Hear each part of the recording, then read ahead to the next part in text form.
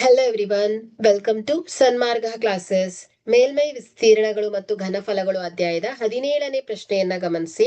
ಒಂದೇ ತ್ರಿಜ್ಯವನ್ನ ಹೊಂದಿರುವ ಎರಡು ಅರ್ಧಗೋಳಗಳನ್ನ ಅವುಗಳ ಪಾದದ ಮೇಲೆ ಜೋಡಿಸಿದಾಗ ದೊರಕುವ ಹೊಸ ಘನಾಕೃತಿಯ ಮೇಲ್ಮೈ ವಿಸ್ತೀರ್ಣ. ಆಯ್ಕೆ 3πr², ಆಯ್ಕೆ ಬಿ 4πr², ಆಯ್ಕೆ ಸಿ 5πr², ಆಯ್ಕೆ ಡಿ 6πr².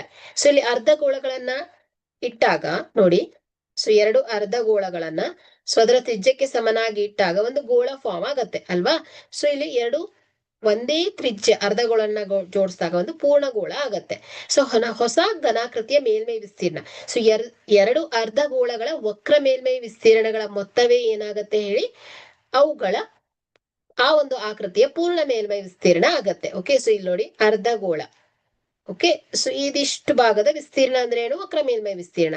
ಸೊ ಇನ್ನೊಂದು ಅರ್ಧಗೋಳವನ್ನ ಎಕ್ಸಾಕ್ಟ್ ಆಗಿ ಜಾಯಿನ್ ಮಾಡಿದ್ದಾರೆ. ಸೊ ಹಾಗಾಗಿ ಇದರ ವಿಸ್ತೀರ್ಣ ಈಸ್ ಈಕ್ವಲ್ ಟು ವಕ್ರ ಮೇಲ್ಮೈ ವಿಸ್ತೀರ್ಣ ಅಲ್ವಾ. ಸೊ ಎರಡು ವಕ್ರ ಮೇಲ್ಮೈ ವಿಸ್ತೀರ್ಣಗಳ ಮೊತ್ತ ಏನಾಗತ್ತೆ ಹೇಳಿ, ಆ ಒಂದು ಘನಾಕೃತಿಯ ಮೇಲ್ಮೈ ವಿಸ್ತೀರ್ಣ ಆಗತ್ತೆ. ಹಾಗಾದ್ರೆ ಇಲ್ಲಿ ಒಂದು ಗೋಳದ ವಕ್ರ ಮೇಲ್ಮೈ ವಿಸ್ತೀರ್ಣ 2πr² ಪ್ಲಸ್ ಇನ್ನೊಂದು ಅರ್ಧಗೋಳದ ವಕ್ರ ಮೇಲ್ಮೈ ವಿಸ್ತೀರ್ಣ 2πr². So is equal to ಏನಾಯ್ತು, 4πr² ಆಗತ್ತೆ.